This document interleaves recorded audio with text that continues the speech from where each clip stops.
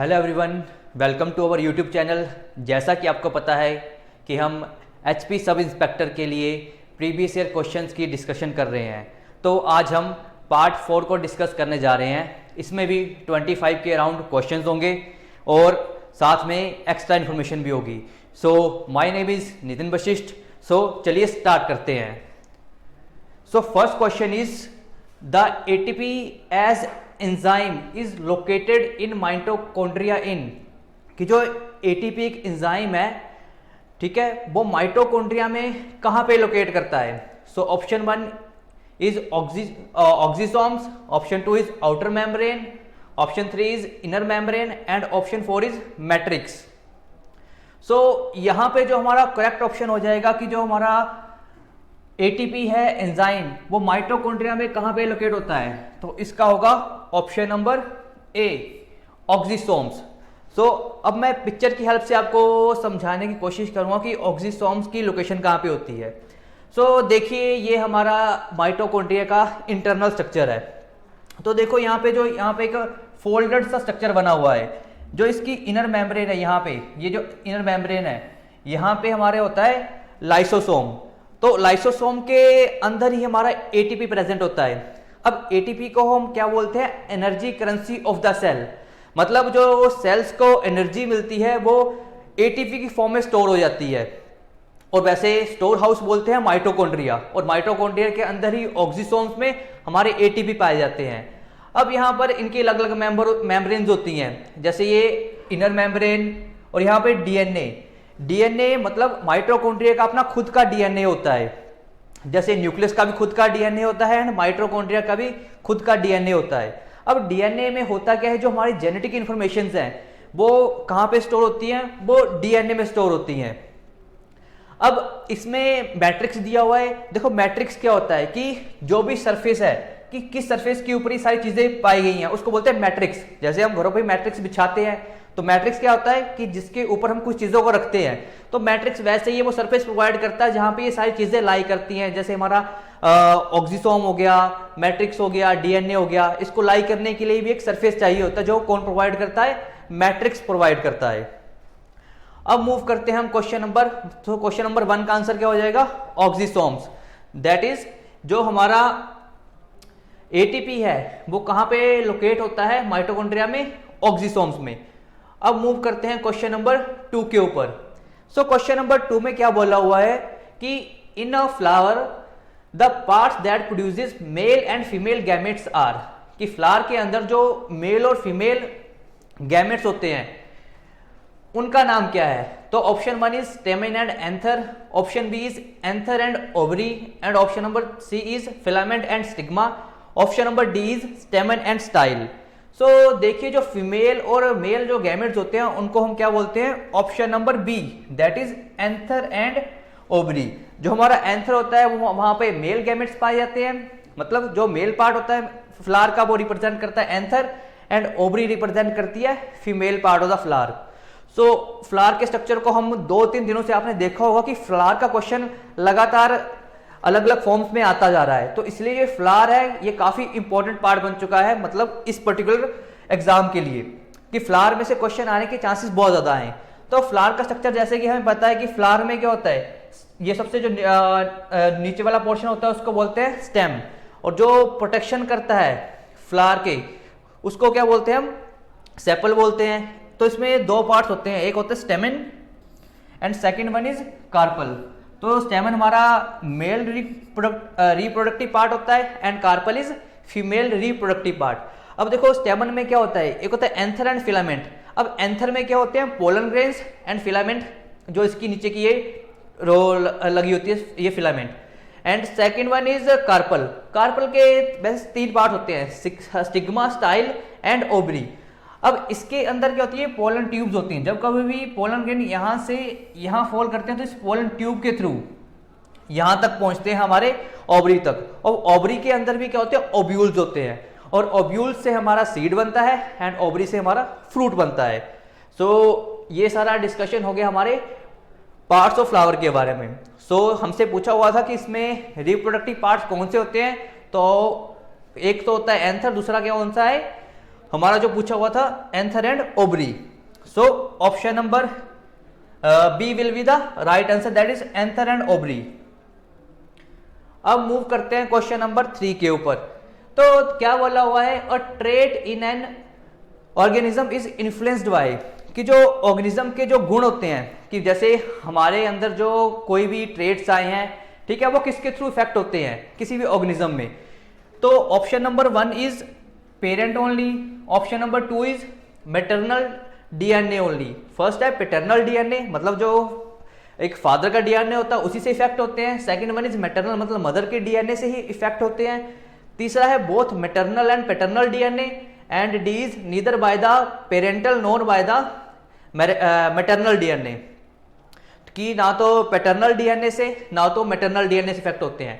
सो देखो जो भी कभी भी जो कोई ऑर्गेनिज्म बनता है तो उसमें अगर वो बन रहा है सेक्सुअली रिप्रोडक्शन से, तो वहां पर क्या होता है, हमेशा 2 गैमेट्स होते हैं, मेल और फीमेल। तो हमेशा ही जब कभी भी कोई ऑर्गेनिज्म बनता है तो उसमें दोनों के ही कैरेक्टर होते हैं। तो इसका मतलब है option number C, that is both maternal and paternal DNA present होगा। तो हमें जैसे पता है कि जो फीमेल में उसमें XX क्रोमोसोम्स होते हैं और मेल में क्या होते हैं XY, XX एंड XY। और जब कभी भी कोई ऑर्गेनिज्म बनता है तो उसमें दोनों के कैरेक्टर होते हैं, यहां से X आएगा, यहां से X भी आ सकता है या फिर XY आ सकता है। तो इसका मतलब है कि इसमें इस जो ये इनके मिलने से जो नया ऑर्गेनिज्म बनेगा उसमें दोनों के ही कैरेक्टर होंगे, मैटरनल डीएनए के भी और पैटर्नल डीएनए के भी। तो इसके अकॉर्डिंग हमारा option number C will be the right answer, that both maternal and paternal DNA influences the organism. अब मूव करते हैं क्वेश्चन नंबर 4 के ऊपर। क्वेश्चन नंबर 4 काफी इजी है। Human heart contains dash chamber, मतलब जो हमारा हार्ट होता है उसमें कितने चैम्बर होते हैं। So option number A is 2, B is 3, then 4 and D is 5। So इसका राइट आंसर होगा option number C, that is 4। तो हमारे हार्ट में कितने होते हैं, 4 चैम्बर्स होते हैं। अब इसके लिए आपको ये डायग्राम दिख रही होगी जिसमें चैम्बर्स दिए हो हार्ट के। तो देखो क्या होता है, इस तरह के 4 चैम्बर होते हैं। तो जो लेफ्ट साइड वाले होते हैं, जो लेफ्ट साइड में अपर पोर्शन होता है उसको बोलते हैं लेफ्ट एट्रियम। देन जो लेफ्ट साइड का ही नीचे वाला पोर्शन होता है उसको बोलते हैं left ventricle. Then right portion को बोलते हैं राइट एट्रियम, एंड देन जो राइट के ही नीचे होता है उसको बोलते हैं राइट वेंट्रिकल। तो 4 पोर्शन होते हैं, left atrium, left ventricle, right atrium and right ventricle. तो ये 4 पोर्शन क्या होते हैं, हमारे ह्यूमन हार्ट में होते हैं। अब मूव करते हैं क्वेश्चन नंबर 5 के ऊपर। सो क्वेश्चन नंबर 5 में पूछा हुआ है dash acid is produced when milk gets sour, कि जब कभी भी हमारा दूध खट्टा हो जाता है तो उसके खट्टे होने का रीजन क्या है। तो option 1 A is acetic acid, second is lactic acid, third is tartaric acid and 4 is butyric acid. So देखो जब कभी भी मिल्क खट्टा होता है तो उसका रीजन क्या होता है, लैक्टिक एसिड की वजह से। So option number B, that is lactic acid will be the right answer. So देखो एसिडिक एसिड का अगर फॉर्मूला की बात करें तो उसको क्या बोलते हैं हम, सिरका भी बोलते हैं, मतलब विनेगर। फॉर्मूला होता है CH3COOH। अब टार्टरिक एसिड हमें पता कहां पाया जाता है, टैमरिंड, दैट इज इमली। इमली में कौन सा एसिड पाया जाता है, टार्टरिक एसिड। और लैक्टिक एसिड तो हमें पता है कि हमारे मिल्क में पाया जाता है। सो यहां से जो ऑप्शन नंबर बी होगा वो हमारा right answer, that is lactic acid produced when milk gets sour. Now question number 6, Widal test is associated with. तो हमें पता है कि जब कभी भी कोई ना कोई हमें बीमारी होती है तो उसके लिए एक पर्टिकुलर टेस्ट सजेस्ट किया जाता है। तो उसी तरह से जो विडाल टेस्ट है वो किससे एसोसिएट करता है। Option number A is AIDS, B is tuberculosis, C is tetanus and D is typhoid. So इसमें से option number D, that is typhoid. तो विडाल टेस्ट किसके लिए यूज करते हैं, टाइफॉइड को जांचने के लिए कि टाइफॉइड है कि नहीं है। तो उसके लिए जो टेस्ट का नाम होता है वो होता है विडाल टेस्ट। अब एड्स की फुल फॉर्म क्या होती है, एक्वायर्ड इम्यूनो डेफिशिएंसी सिंड्रोम। और ये जो वायरस से होता है उसके लिए जो वायरस रिस्पॉन्सिबल होता है वो HIV बोलते हैं उसको, ठीक है। तो इसकी वजह से होता है ह्यूमन इम्यूनो वायरस, तो उसकी वजह से हमें HIV होता है। ट्यूबरक्लोसिस TB, जब कभी हमें बहुत ज़्यादा खांसी लगातार होती रहे तो उसकी वजह से हमें टीबी हो सकता है। अब मूव करते हैं क्वेश्चन नंबर 7 की तरफ। क्वेश्चन नंबर 7 में देखो क्या बोला हुआ है कि मियोसिस टेक प्लेस इन, जो मियोसिस प्रोसेस होती है वो कहाँ पे होती है। तो सबसे पहले आपको मियोसिस और एक होता है माइटोसिस, उनके बारे में पता होना चाहिए। तो देखो जो मियोसिस होती है वो हमेशा कहाँ पे होती है, जो ऐसे ऑर्गेनिज्म जिनके पास क्या होते हैं, रिप्रोडक्टिव सेल्स होते हैं, मतलब जो सेक्सुअली रिप्रोड्यूस करते हैं, उन सभी ऑर्गेनिजम्स में कौन सी प्रोसेस होती है, हमारी मायोसिस होती है। तो एक होती है माइटोसिस। तो देखो माइटोसिस में क्या होता है कि जब कभी भी यहाँ पर प्रोसेस होती है सेल डिवीजन की, तो जब कभी भी कोई सेल डिवाइड करता है और डिवाइड करके वो दो ने हमारे डॉटर न्यूक्लियस बनाता है। तो देखो अगर हमारा कोई डीएनए की बात करते हैं, क्रोमोसोम्स की बात करते हैं, पर क्रोमोसोम्स कितने होते हैं, 46 पेयर ऑफ क्रोमोसोम होते हैं। तो जब माइटोसिस होती है तो यहाँ पर दो डॉटर सेल्स बनते हैं जिनमें क्या होंगे, 46 क्रोमोसोम्स होंगे। तो इसका मतलब है इनमें कोई चेंजेस नहीं आएंगे, बिल्कुल आइडेंटिकल बनेंगे। ये जो माइटोसिस प्रोसेस से जो कभी भी ऑर्गेनिज्म बनते हैं वो बिल्कुल अपने पेरेंट के आइडेंटिकल होता है। जबकि जो मियोसिस प्रोसेस होती है वो भी सेल डिवीजन होती है, बट उसमें 4 डॉटर हमारे पास न्यूक्लियाई बनते हैं, 4 डॉटर सेल्स बनते हैं। मतलब इसमें 23 मतलब 4 क्रोमोसोम्स के पेयर बन जाते हैं ये 23 की फॉर्म में। तो ये प्रोसेस होती है हमारी मियोसिस में, एंड माइटोसिस में होती है 46 के पेयर बनते हैं, मतलब 46 क्रोमोसोम्स आते हैं, 2 डॉटर, अगर हम न्यूक्लियाई की बात करें, सेल की बात करें। तो मियोसिस होती कहां पर है हमारे, so option number C, that is reproductive cells में हमारी मायोसिस की प्रोसेस होती है। और हमेशा याद रखना है ये उन्हीं में होती है जिनके पास मेल और फीमेल गैमेट्स होते हैं, मतलब जो रिप्रोडक्टिवली रिप्रोड्यूस कर सकते हैं। अब मूव करते हैं क्वेश्चन नंबर 8 के ऊपर। The digestion of starch in alimentary canal of human starts in, जो हमारी स्टार्च की डाइजेशन होती है वो कौन, हमारे जो एलिमेंट्री कैनाल है के कौन से पार्ट से स्टार्ट होती है। So option number A is buccal cavity, B is ileum, 3 is stomach and 4 is duodenum. तो जो इसका राइट आंसर हो जाएगा कि जो हमारी स्टार्च की एलिमेंट्री स्टार्च की जो हमारी डाइजेशन स्टार्ट, मतलब जो स्टार्च की डाइजेशन स्टार्ट होती है वो होती है बक्कल कैविटी में। बक्कल कैविटी को हम ओरल कैविटी बोलते हैं और इसको माउथ, इसका और नाम होता है जो हमारे माउथ, मतलब माउथ से जो हमारी होती है स्टार्च की जो डाइजेशन शुरू होती है एलिमेंट्री कैनाल में। सो जो option number A buccal cavity will be the right answer. अब मूव करते हैं क्वेश्चन नंबर 9 के ऊपर। तो लिखा name the blood cell in which nucleus is absent, कि जहां पे न्यूक्लियस नहीं होता ऐसे ब्लड सेल्स कौन से होते हैं। So option number A is lymphocytes, B is blood platelets, C is monocytes and D is eosinophils. So इसमें से option number A, option number B not A, option number B that is blood platelets, कि ऐसे कौन से हमारे blood cells होते हैं जहां पे न्यूक्लियस प्रेजेंट नहीं होता, तो वो कौन से होते हैं, हमारे ब्लड प्लेटलेट्स होते हैं। तो इसके अकॉर्डिंग ही 2 टर्म्स आती हैं, एक होती हैं यूक्रियोटिक सेल्स और दूसरे होते हैं प्रोक्रियोटिक सेल्स। तो यूक्रियोटिक सेल्स कौन से होते हैं, जिसमें एक वेल डिफाइंड न्यूक्लियस होता है, तो उसको बोलते हैं हम यूक्रियोटिक सेल्स। और प्रोक्रियोटिक सेल्स उसका उल्टा होता है, जिसमें एक वेल डिफाइंड न्यूक्लियस नहीं होता। तो इसका मतलब है ये जो ब्लड प्लेटलेट्स हैं इसमें न्यूक्लियस एब्सेंट है, तो एक टाइप का ये क्या है, प्रोक्रियोटिक सेल बोल सकते हैं इसको। So option number B that is blood platelets, यहां पे क्या होता है, न्यूक्लियस एब्सेंट होता है।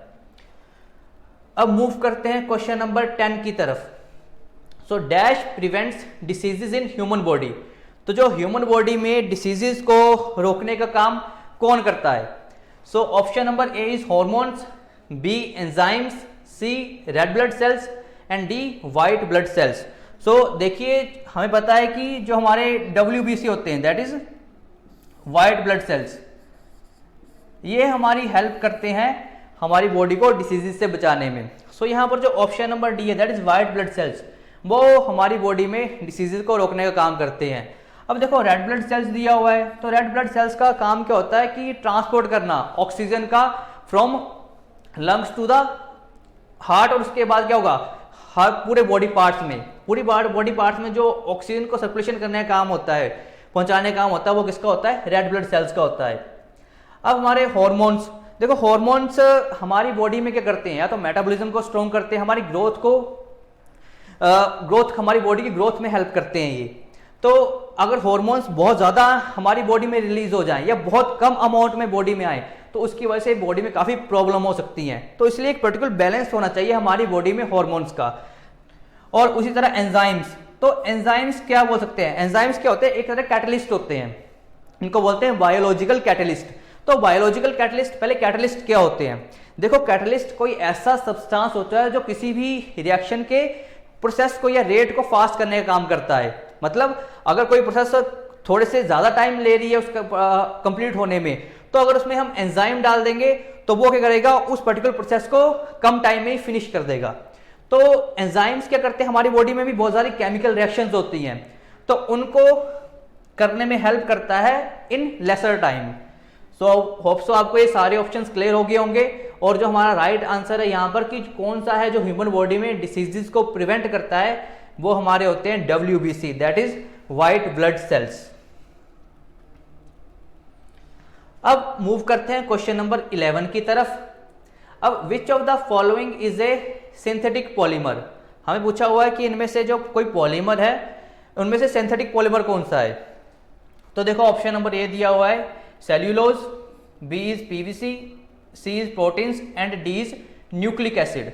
सो देखो यहाँ से PVC आपने सुना होगा, जो पॉलीविनाइल क्लोराइड बोलते हैं, जिसकी फुल फॉर्म होती है पॉलीविनाइल क्लोराइड। हम घरों में PVC करवाते हैं, तो वो होता क्या है, एक सिंथेटिक पॉलीमर होता है। जबकि जो हमारे सेल्यूलोज हो गया, प्रोटीन्स हो गए या न्यूक्लिक एसिड हो गए, ये सारे क्या होते हैं, हमारे नेचुरल पॉलीमर्स होते हैं। अब मूव करते हैं क्वेश्चन नंबर 12 की तरफ। क्वेश्चन नंबर 12 में बोला हुआ है the carbohydrate which can not be hydrolysed by the human digestive system, कि ऐसा कौन सा कार्बोहाइड्रेट है कि जिसको हमारी ह्यूमन बॉडी डाइजेस्ट नहीं कर सकती। देखो कार्बोहाइड्रेट्स होते क्या है, जिसमें कार्बन, हाइड्रोजन एंड ऑक्सीजन के कॉम्बिनेशन से हमारे पास कंपाउंड बनते हैं, और जो इनकी रेशो होती है वो हमेशा कार्बन की रेशो 2 एंड ऑक्सीजन की रेशो 1 होती है, 2:1 में होते हैं ये हमेशा। जैसे अगर C6H12O6 अगर इसकी बात करें तो ये हमेशा इनकी रेशो क्या रहती है, 2:1। तो कार्बोहाइड्रेट्स होते क्या है कि वो हमने बता दी कार्बन, हाइड्रोजन और ऑक्सीजन से मिलकर बनते हैं। तो इनमें से कौन से कार्बोहाइड्रेट है जो हमारा डाइजेस्टिव सिस्टम हाइड्रोलाइज नहीं कर पाता, मतलब उसको पचा नहीं पाता, सपोज इतनी सी बात है। तो option number A is cellulose, B is glycogen, C is starch and D is all of this. तो आपको पता होगा कि हमारी बॉडी जो सेल्यूलोज है उसको डाइजेस्ट नहीं कर सकती, ठीक है, उसको हाइड्रोलाइज नहीं कर सकती। तो जो सेल्यूलोज है ये प्लांट सेल में पाया जाता है, ठीक है। तो इसके लिए option number A that is cellulose. तो ऐसा कार्बोहाइड्रेट जो हमारी बॉडी हाइड्रोलाइज नहीं कर पाती डाइजेस्टिव सिस्टम में, तो उसको कौन क्या बोलते हैं, सेल्यूलोज बोलते हैं। अब है question number 13, which of the following constitute the genetic material of the cell, कि जो हमारे सेल का जेनेटिक मटेरियल होता है जिसके थ्रू आगे हमारी इंफॉर्मेशन जाती है अगली नेक्स्ट जनरेशन्स में, तो वो जो जेनेटिक मटेरियल होता है सेल में वो कौन कॉन्स्टिट्यूट करता है। तो option number A is protein, B is lipids, C is carbohydrates and D is nucleic acid. So यहाँ पर जो option number D that is nucleic acid, जो हमारे न्यूक्लिक एसिड होते हैं वही कॉन्स्टिट्यूट करते हैं हमारे genetic material of the cell को। So option number D nucleic acid will be the right answer. अब मूव करते हैं क्वेश्चन नंबर 14 की तरफ। तो 14 में देखो क्या पूछा हुआ है, विच of the following is the sweetest sugar, कि इनमें से सबसे ज्यादा स्वीटेस्ट शुगर कौन सा है। So option number A is sucrose, B is glucose, C is fructose and D is maltose. So आपने सुना होगा फ्रक्टोज क्या होता है, फ्रूट शुगर होता है। ऑप्शन नंबर सी फ्रक्टोज, तो फ्रक्टोज फ्रूट शुगर होता है, वो सबसे स्वीटेस्ट शुगर होता है इनमें से। तो क्या है, fructose is the sweetest sugar, तो इसको फ्रूट शुगर भी बोलते हैं फ्रक्टोज को।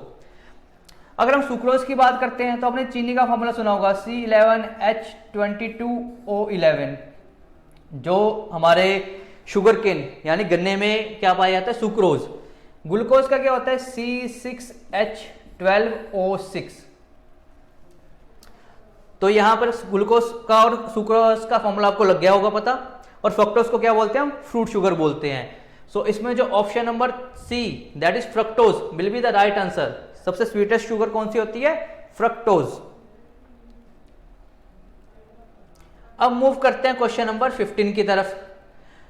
सो 15 में बोला हुआ है enzymes in the living systems. जो हमारी बॉडी में एंजाइम्स होते हैं उनका क्या फंक्शन होता है। सो ऑप्शन नंबर ए क्या करते हैं, हमें एनर्जी प्रोवाइड करते हैं। Option number B catalyse biological reactions, biological reactions को क्या करते हैं, कैटेलाइज करते हैं, मतलब उनको फास्ट करने में हेल्प करते हैं। सी इज ट्रांसपोर्ट ऑक्सीजन, ऑक्सीजन का ट्रांसपोर्ट में हेल्प करते हैं। और डी इज प्रोवाइड इम्यूनिटी, कि हमारी बॉडी को इम्यून करते हैं, मतलब बचा के रखते हैं। तो इसका राइट आंसर क्या हो जाएगा, option number B that is catalyse biological reactions. तो हमने पहले भी अभी डिस्कस किया कि जो एंजाइम्स का मेनली फंक्शन ही ये होता है कि हमारी बॉडी में जो भी केमिकल रिएक्शंस हो रही हैं उनको थोड़ा सा फास्ट करना है, कम टाइम में अचीव कराना। तो यही सिंपली काम होता है एंजाइम्स का, इसलिए इनको क्या बोलते हैं हम, बायोलॉजिकल कैटलिस्ट भी बोलते हैं। So option number B that is catalyse biological reactions will be the right answer. Now question number 16, amino acids are the building blocks of, कि जो अमीनो एसिड है वो किस चीज के बिल्डिंग ब्लॉक है, किस चीज को बनाने का काम करते हैं। So option number A is carbohydrates, B vitamin, C fats and D proteins. So जो प्रोटीन्स होते हैं, मतलब जो अमीनो एसिड होते हैं वो किसका बिल्डिंग ब्लॉक है, प्रोटीन्स का। तो प्रोटीन्स किसकी हेल्प से बनते हैं, जो अमीनो एसिड्स की हेल्प से हमारे क्या बनते हैं, प्रोटीन्स बनते हैं। So option number D will be the right answer. अब मूव करते हैं क्वेश्चन नंबर 17 के ऊपर। सो 17 में क्या बोला हुआ है, विटामिन ए इज कॉल्ड। अब विटामिन ए का हमसे केमिकल नाम पूछा हुआ है, what is the chemical name of vitamin A. Option number A is ascorbic acid, option number B is retinol, option number C is calciferol and option number D is tocopherol. So देखिए अगर आपको यहाँ पर chemical name पता है तभी आप इस क्वेश्चन का आंसर दे पाएंगे। तो देखो एस्कॉर्बिक एसिड किस विटामिन का केमिकल नेम होता है, विटामिन सी। रेटिनॉल किसका होता है, विटामिन ए। कैल्सीफिरोल किसका केमिकल नेम होता है, विटामिन डी। और जो टोकोफिरोल होता है वो होता है हमारा विटामिन ई। सो ये है, तो इसके अकॉर्डिंग जो विटामिन ए को क्या बोलते हैं हम, रेटिनॉल बोलते हैं, ठीक है। और डी को कैल्सीफिरोल और ई को टोकोफिरोल। अब विटामिन के का केमिकल नेम कमेंट सेक्शन में बताएं कि what is the chemical name of vitamin के। और इनसे रिलेटेड कौन कौन सी बीमारियां, अगर इनकी कमी हो जाए तो इनसे रिलेटेड कौन कौन सी बीमारियां होती हैं। सो विटामिन ए को क्या बोलते हैं हम, रेटिनॉल बोलते हैं। अब मूव करते हैं हम क्वेश्चन नंबर 18 की तरफ। तो क्वेश्चन नंबर 18 में क्या बोला हुआ है, in a dry cell anode consist of. तो सबसे पहले ये ड्राई सेल क्या होता है, देखो जो भी सेल हम अपनी, जैसे मोबाइल वो रिमोट के सेल्स होते हैं, ठीक है, वो आपने देखे होंगे, उनको हम क्या बोलते हैं, ड्राई सेल्स बोलते हैं। तो बोले जो ड्राई सेल में एनोड, अब देखो एनोड क्या होता है, एनोड होती है ऐसी प्लेट जिसके ऊपर नेगेटिव चार्ज होता है। नेगेटिवली चार्ज प्लेट को क्या बोलते हैं, एनोड। और एनोड का उल्टा क्या होता है हमारा, कैथोड। कैथोड जिसके ऊपर क्या होता है, पॉजिटिव चार्ज होता है। तो इसमें से पूछा हुआ है कि ड्राई सेल में जो एनोड है वो किससे मिलकर बनता है। Option number A is graphite, B is zinc, C is lead and D is cadmium. So यहां पर जो option number B that is zinc. So dry cell में जो एनोड है वो किससे मिलकर बना होता है, जिंक से मिलकर बना होता है। So option number B that is zinc will be the right answer. अब मूव करते हैं क्वेश्चन नंबर 19 की तरफ। तो 19 में बोला हुआ है the major problem in harnessing nuclear energy is how to, कि जो सबसे ज्यादा हमें समस्या आती है कि जो न्यूक्लियर एनर्जी जब हम प्रोड्यूस करते हैं तो उसका क्या किया जाए। पहला स्प्लिट न्यूक्लियाई, की न्यूक्लियाई को जो तोड़ने में सबसे ज्यादा प्रॉब्लम आती है। Second option is sustain the reaction, की रिएक्शन को कैसे सस्टेन किया जाए, मतलब कैसे रिएक्शन को एक पर्टिकुलर लेवल के ऊपर मेंटेन किया जाए। और option number C dispose of spent fuel safely, कि जो भी हमने जो फ्यूल बनाया है उसको कैसे डिस्पोज किया जाए, ठीक है। और डी है convert nuclear energy into electrical energy. तो देखिए जो सबसे ज्यादा प्रॉब्लम आती है जब हम न्यूक्लियर एनर्जी को हार्नेस करते हैं, ठीक है, जब उसको यूज़ करते हैं तो सबसे ज़्यादा मेन प्रॉब्लम क्या आती है कि जो हमारा डिस्पोज कैसे किया जाए, क्योंकि जो न्यूक्लियर एनर्जी के जो बाद में एनर्जी तो हम उससे बना लेते हैं, बट उससे जो वेस्ट निकलता है उसको डिस्पोज करना बहुत ज़्यादा डिफिकल्ट हो जाता है। अभी आपने सुना होगा कि जापान में एक न्यूज़ आई थी जहाँ पे उन्होंने सारा वेस्ट को डिस्पोज कर दिया था किसी एक पर्टिकुलर वाटर बॉडी में। अब उस वाटर बॉडी को वो मेन सी में छोड़ने की बात कर रहे थे। तो सबसे ज़्यादा प्रॉब्लम तो यही है इनमें, मेजर प्रॉब्लम जो न्यूक्लियर फ्यूल्स एनर्जी में क्या है कि उसको कैसे डिस्पोज किया जाए सेफली, सारे फ्यूल को डिस्पोज करना सबसे ज़्यादा मेजर प्रॉब्लम होती है यहाँ पे। So option number C will be the right answer. अब मूव करते हैं क्वेश्चन नंबर 20 की तरफ। तो 20 में क्या बोला है, the depletion of ozone is mainly due to, कि जो ओजोन लेयर हमारी डिप्लीट हो रही है उसका मेन रीजन क्या है। Option number A is carbon monoxide, option number B is chlorofluorocarbon, option number C is methane and option number D is pesticides. तो कार्बन मोनोऑक्साइड इसको क्या बोलते हैं, इसका फॉर्मूला तो CO, क्लोरोफ्लोरोकार्बन CFC, ठीक है, मीथेन का फॉर्मूला होता है CH4, और पेस्टिसाइड्स जो भी हम छिड़कते हैं जो केमिकल्स को अपनी फसलों वगैरह में। तो यहाँ पर बोला है कि मेन रीजन क्या है, तो जो हमें पता है जो क्लोरोफ्लोरोकार्बन है वही मेन रीजन है कि जो ओजोन की डिप्लेशन हो रही है, इसलिए क्लोरोफ्लोरोकार्बन के यूज को बंद कर दिया गया है। तो यहाँ पर जो ऑप्शन नंबर बी होगा दैट इज क्लोरोफ्लोरोकार्बन, जो इससे बने हुए कंपाउंड्स होते हैं वो सबसे ज़्यादा हार्मफुल होते हैं किसके लिए, ओजोन के लिए। और अगर ओजोन लेयर नहीं होगी तो जो वहाँ से सन से आने वाली अल्ट्रावायलेट रेज सीधे हमारी बॉडी के ऊपर गिरेंगी तो उससे स्किन कैंसर होने का खतरा बना रहता है।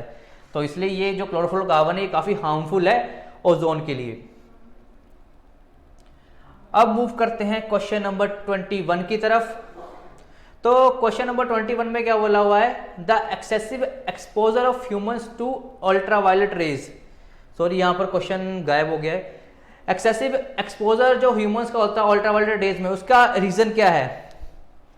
तो उसकी वजह से मतलब कि ह्यूमंस में क्या हो सकता है। तो ऑप्शन नंबर ए कि जो उनका इम्यून सिस्टम है वो खराब हो सकता है, दूसरा है कि थोड़ा स्किन को नुकसान हो सकता है, ऑप्शन नंबर 3 जो स्किन कैंसर हो सकता है, and option number D peptic ulcer ये हो सकता है। तो इसमें से जो राइट आंसर है मतलब एक तो ये है कि जो इम्यून प्रॉब्लम्स होनी शुरू हो जाएंगी, हमारी इम्यूनिटी बहुत ज़्यादा वीक हो जाएगी, और जो तीसरा स्किन कैंसर। तो इसमें फर्स्ट और थर्ड कहाँ पर है, ऑप्शन नंबर डी के ऊपर, कि इससे क्या होगा हमारा एक तो इम्यूनिटी सिस्टम वीक हो जाएगा और दूसरा skin cancer. Main reason skin cancer, UV rays main reason बन सकती है स्किन कैंसर होने का। So option number D that is option number 1 and 3 will be the right answer. अब 22 क्वेश्चन में बोला हुआ है from the list given below pick the item that is not a natural resource. तो यहाँ पर पूछा हुआ है कि कौन सा नेचुरल रिसोर्स नहीं है, तो जो हमें सिंपल अर्थ से नहीं मिलता। तो option number A is soil, B is water, C is electricity and 4 is air. So हमें सिंपली पता है कि जो इलेक्ट्रिसिटी है वो एक नेचुरल रिसोर्स नहीं है। इलेक्ट्रिसिटी को हम खुद हार्नेस करते हैं, खुद बनाते हैं, ठीक है, पानी की हेल्प से या अलग अलग वे से, टाइडल एनर्जी होगी, अलग अलग चीज़ों का यूज़ करके। तो सॉइल, वाटर और एयर हमारे क्या होते हैं, सारे नेचुरल रिसोर्स है, और इलेक्ट्रिसिटी क्या है, एक मैन मेड, हमने खुद बनाई है इलेक्ट्रिसिटी। तो इसलिए ऑप्शन नंबर सी, तो ये एक नेचुरल रिसोर्स नहीं है। अब मूव करते हैं क्वेश्चन नंबर 23 के ऊपर। The most rapidly dwindling natural resource in the world is, कि जो सबसे तेजी से ऐसा जो नेचुरल रिसोर्स है जो घटता जा रहा है, इनमें से वो कौन सा है। So option number A is water, B is wind, C is forest and D is sunlight. तो हमें पता है कि जैसे जैसे पॉपुलेशन बढ़ती जा रही है तो सबसे ज़्यादा खतरा कहाँ पे है, लोगों को रहने की जगह या फिर लोगों को काम करने के लिए जो रिसोर्सेज चाहिए तो वो लैंड से ही हमें मिलेंगे। तो उन लैंड के ऊपर क्या है, फॉरेस्ट होते हैं। तो सबसे ज़्यादा किसको खतरा पड़ा हुआ है, तो फॉरेस्ट काटे जा रहे हैं। तो मेन जो रिसोर्स है जो सबसे ज़्यादा घटता जा रहा है वो कौन सा है, फॉरेस्ट है। तो और फॉरेस्ट्री को क्या बोलता है, लंग्स बोला जाता है, यहीं से तो हमें क्या मिलती है, ऑक्सीजन मिलती है। तो इसलिए सबसे ज़्यादा जो मेजरली जिन पे इम्पैक्ट पड़ रहा है वो कौन सा है, फॉरेस्ट। सो ऑप्शन नंबर डी कि जो सबसे ज़्यादा रिसोर्स जो घटता जा रहा है वो कौन सा है, हमारे फॉरेस्ट। अब मूव करते हैं क्वेश्चन नंबर 24 के ऊपर। सो क्वेश्चन नंबर 24 काफी इंटरेस्टिंग है। देखो लिखा है particle is moving in a circular path of radius R. तो कोई पार्टिकल है सर्कुलर पाथ में मूव कर रहा है ऐसे, और उसकी जो रेडियस है वो आर है। The displacement after half circle would be, तो बोलते हैं जो यहां से जब मूव करके यहां तक पहुंच जाएगा तो व्हाट इज द डिस्प्लेसमेंट, मतलब ये पॉइंट से इस पर्टिकुलर पॉइंट तक पहुंच जाएगा तो डिस्प्लेसमेंट क्या होगी। तो देखो डिस्प्लेसमेंट क्या होता है, the shortest distance between the initial to final position of the object, कि जो अगर दो पॉइंट्स मान लिया, मैंने ए और बी मार्क कर लिया, यहां से यहां तक पहुंचने का शॉर्टेस्ट डिस्टेंस क्या है, मैंने 3-4 यहां लाइनें बना दी। तो सबसे शॉर्टेस्ट डिस्टेंस क्या होगा पर्टिकुलर पॉइंट ए से बी तक पहुंचने के लिए, तो वो हमारा क्या होता है, डिस्प्लेसमेंट होता है। और उसके बाद हमारा एक टर्म आती है डिस्टेंस। डिस्टेंस क्या होता है कि टोटल पाथ लेंथ, कि जब हमने कोई भी किसी पर्टिकुलर डायरेक्शन में गए तो जो कोई पार्टिकल है या कोई ऑब्जेक्ट है उसने कितना पाथ लेंथ ट्रेवल किया, उसको बोलते हैं डिस्टेंस। तो देखो शॉर्टेस्ट डिस्टेंस है तो एक पर्टिकुलर डायरेक्शन में होगा, हमेशा जब कोई शॉर्टेस्ट डिस्टेंस होता है उसके लिए एक पर्टिकुलर डायरेक्शन उसके साथ एसोसिएटेड होती है, तो उसको हम क्या बोलते हैं, वेक्टर क्वांटिटी। मतलब उसका मैग्नीट्यूड भी होता है और डायरेक्शन भी होती है, जबकि डिस्टेंस में क्या होता है, अकेला उसके साथ मैग्नीट्यूड एसोसिएटेड होता है, उसकी कोई डायरेक्शन नहीं होती। इसलिए डिस्टेंस हमारी क्या एक स्केलर क्वांटिटी है और जो डिस्प्लेसमेंट है वो एक वेक्टर क्वांटिटी है। और हमसे यहाँ पर क्या पूछा हुआ है, हमें बस शॉर्टेस्ट डिस्टेंस के ऊपर ध्यान देना है यहाँ पे। तो हमें पूछा हुआ है कि जब पार्टिकल डिस्प्लेस करता है हाफ सर्कल के बाद, मतलब जब यहाँ से पार्टिकल यहाँ पहुंच गया तो यहाँ से बताओ कि इसकी डिस्प्लेसमेंट कितनी हो जाएगी। तो देखो डिस्प्लेसमेंट क्या होगा, शॉर्टेस्ट डिस्टेंस। तो शॉर्टेस्ट डिस्टेंस कहाँ से कहाँ बनेगा, ए से लेके बी तक अगर मैं सीधी लाइन को ज्वाइन कर देता हूँ तो देखो ए से लेके अगर मैं ओ तक बोलता हूँ ये रेडियस है, तो ओ से लेके बी भी क्या है, एक रेडियस है। तो अगर मैं इन दोनों को प्लस कर दूंगा तो कितना आंसर आएगा, 2r। मतलब तो जो डिस्प्लेसमेंट होगी हमारे पार्टिकल की जो सर्कुलर पाथ में मूव कर रहा है अगर हाफ सर्कल के बाद, तो वो कितनी डिस्प्लेसमेंट करेगा, मूव 2r। बट अगर मैंने यहाँ से डिस्टेंस निकालना है तो हमें पता सर्कमफ्रेंस का फॉर्मूला क्या होता है, 2πr। और अगर किसी बॉडी ने हाफ डिस्टेंस मूव किया तो उसको हम क्या कर देंगे, 2 से डिवाइड कर देंगे, तो यहाँ हो जाएगा πr। तो यहाँ पर अगर डिस्टेंस देखा जाए तो πr होगा और डिस्प्लेसमेंट कितनी होगी, 2r होगी। अगर मैं आपको इसी तरह से क्वेश्चन पूछूं कि एक पार्टिकल जा रहा है पोजीशन 8 से पोजीशन C तक, और यहाँ पे ए से लेके बी तक उसका डिस्टेंस है हमारा 12 और बी से लेके 12 मीटर बोल देते हैं, और बी से लेके सी तक है उसका 7 मीटर या फिर 5 metre. The distance from A to B is 12 metre, B to C is 5 metre. अब हमें बतानी है कि what is the displacement from A to C, कि पार्टिकल की जो डिस्प्लेसमेंट होगी ए टू सी तक उसकी वैल्यू कितनी होगी। तो इसको निकालने के लिए देखो क्या करेंगे, डिस्प्लेसमेंट का मतलब क्या था, शॉर्टेस्ट डिस्टेंस। तो शॉर्टेस्ट डिस्टेंस कौन सा होगा, अगर मैं सीधा यहाँ से यहाँ मूव कर दूं ए से लेके सी तक, तो यहाँ पर डिस्प्लेसमेंट निकालने के लिए अब देखा जाए तो ये क्या बन गई, एक बन गई राइट एंगल ट्राइंगल। तो राइट एंगल ट्राइंगल को सॉल्व करने के लिए हम क्या करते हैं, पाइथागोरस थ्योरम का यूज करते हैं। तो क्या करेंगे हम यहाँ पर h² is equal to p² plus b²। तो h² क्या होता है, hypotenuse, perpendicular is p and b is base. तो यहाँ वैल्यू पुट करेंगे, h² is equal to p is 12² plus b है हमारा 5²। तो 12² इज 144, 5² 25। तो 144 प्लस 25 कितना हो गया, 169। तो जब हम 169 का रूट करेंगे तो h की वैल्यू आएगी हमारी 13। तो यहाँ पर जो इसका डिस्प्लेसमेंट हो जाएगी वो 13 मीटर हो जाएगी। बट अगर मैं डिस्टेंस की बात करूँ कि इस बॉडी ने कितना डिस्टेंस ट्रेवल किया, तो डिस्टेंस हमें अगर डेफिनेशन से देखा जाए तो वो क्या होता है, कितना पाथ लाइन ट्रेवल करी पार्टिकल ने। तो डिस्टेंस कितना हो जाएगा इसका, 12 plus 5 is equal to 17 metre. तो इसका डिस्टेंस तो होगा 17 मीटर और डिस्प्लेसमेंट होगी 13 मीटर। तो इसलिए जो डिस्प्लेसमेंट होते हैं वो एक वेक्टर क्वांटिटी होती है, वो शॉर्टेस्ट पाथ बताता है हमारा डिस्प्लेसमेंट। सो इसलिए यहां पर option number A that is 2r will be the right answer. अब मूव करते हैं क्वेश्चन नंबर 25 के ऊपर। देखो 25 में क्या बोला हुआ है, an atom bomb works on the principle of, कि जो एटम बम है वह कौन से प्रिंसिपल के ऊपर काम करता है। Option number A is nuclear fission, option number B is nuclear fusion, option number C is alpha decay होगा। वैसे यहां पर ए डीके कुछ नहीं होता, अल्फा डीके। और option number D is beta decay. तो देखो जो भी हमारा जब एटम बम काम करता है तो वो होता क्या कि लार्ज न्यूक्लियस स्प्लिट करके दो छोटे छोटे न्यूक्लियस बना देता है, और जब वो स्प्लिट करता है तो उसमें बहुत ज़्यादा अमाउंट ऑफ एनर्जी निकलती है, ठीक है। और वही एनर्जी एटम बम में यूज़ की जाती है, वहाँ से चेन रिएक्शन इनिशिएट होता है। मतलब होता है कि यूरेनियम हम 235 का मेनली यूज़ किया जाता है। तो ये क्या है कि रेडियो एक्टिव सब्सटेंस होता है जो लगातार रेडिएशंस को एमिट करता रहता है, ठीक है। तो ये काफ़ी अनस्टेबल होता है, तो जब ये दो पार्टिकल में टूटेगा तो यहाँ से 3 न्यूट्रॉन निकलते हैं। अब ये 3 न्यूट्रॉन होंगे, आगे जाते हुए एक और 235 से रिएक्ट करेंगे और उसके बाद से एनर्जी निकलती रहेगी। उसी तरह से ये जब एनर्जी निकलती रहे अनकंट्रोल्ड मैनर में, तो जब इतना ज़्यादा अमाउंट ऑफ एनर्जी निकल जाएगी तो उसकी वजह से क्या होगा, एक एटम बम में विस्फोट हो जाता है। कि जब अनकंट्रोल्ड फ्यूजन होती है, अनकंट्रोल्ड फिशन होती है, जब फिशन अनकंट्रोल मैनर में होता है जिसको हम कंट्रोल ना कर पाएं, तो उसकी वजह से जब ट्रिमेंडस अमाउंट ऑफ एनर्जी निकलती है तो वही रीज़न होता है हमारा एटम बम के फटने का। तो जो एटम बम है वो किस पे काम करता है, हमारा न्यूक्लियर फिशन के ऊपर। अब दूसरा न्यूक्लियर फ्यूजन। फ्यूजन मतलब जब दो लाइट न्यूक्लियस आपस में कंबाइन करके एक हैवी न्यूक्लियस बना देते हैं, तो उस प्रोसेस को क्या बोलते हैं हम, न्यूक्लियर फ्यूजन बोल देते हैं। तो जो न्यूक्लियर फ्यूजन है उसमें फिशन से भी ज़्यादा एनर्जी रिलीज होती है, ठीक है, बट उसको अभी तक हम सस्टेन नहीं कर पाए हैं। मतलब उसको हम अभी तक हमें ये मेथड नहीं मिला है कि उसको हम कैसे मिनिमाइज करें या उसको कैसे कंट्रोल्ड मैनर में आगे प्रोड्यूस करें।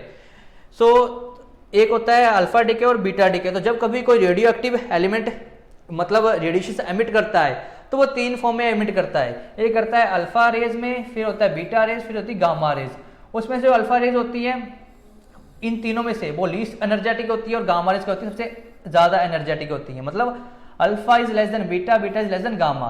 तो गामा रेज क्या होती हैं, हाईली एनर्जेटिक रेज होती हैं गामा रेज।